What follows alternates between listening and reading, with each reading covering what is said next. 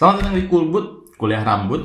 Di konten ini gue bakal memberikan kalian informasi, edukasi seputar perambutan secara singkat, padat, dan jelas. Di episode Kulbut kali ini gue pengen membahas sebuah gaya rambut dari salah seorang legend di Indonesia yang dari dulu sampai sekarang tuh kalau dilihat-lihat gaya rambutnya sama mulu gitu, konsisten. Apalagi kalau bukan Kak Seto. Di umurnya yang udah 70 tahun, beliau masih dipanggil Kak. Di antara teman-temannya yang udah dipanggil oma, opa, kakek, nenek, dia sendiri yang cuma dipanggil Kak sampai sekarang. Dari gua masih bocil banget sampai sekarang, tetap Kak Seto, Kak Seto.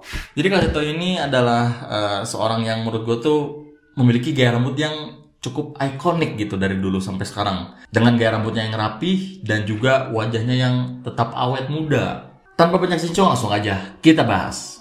Kita mundur dulu ke belakang banget di zaman awal-awal Kak Seto mulai berkarir ya. Kalau dilihat gaya rambut yang Kak Seto gunakan di foto ini adalah mulet. Lebih tepatnya wolf cut mulet. Jadi bagian belakang dan atasnya dibikin gompok dan poninya juga dibikin gompok tapi nggak sepanjang bagian belakangnya ya poninya tuh. Dan ini dia contoh gaya rambut lain dari mulet wolf cut.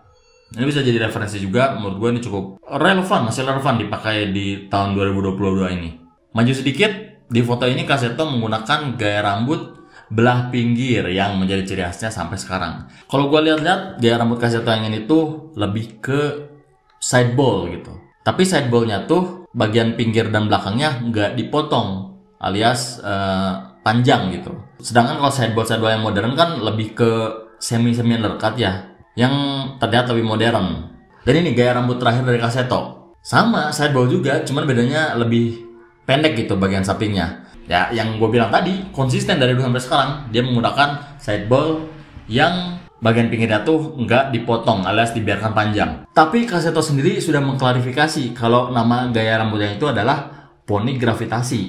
Mungkin Kak Seto memberikan nama poni gravitasi karena dengan gaya rambutnya ini dia bisa beraktivitas sporty tapi rambutnya tetap kokoh gitu. Seperti kalau kalian pantengin di IG-nya atau di TikTok-nya, Kak Seto ini sering jogging, push up, sampai naik-naik ke atas gedung gitu. Tapi rambutnya tetap tidak goyang. Makanya Kak Seto memberikan gaya rambutnya tuh nama poni gravitasi. Pertama gue liat foto ini, gue nggak berhenti ngakak.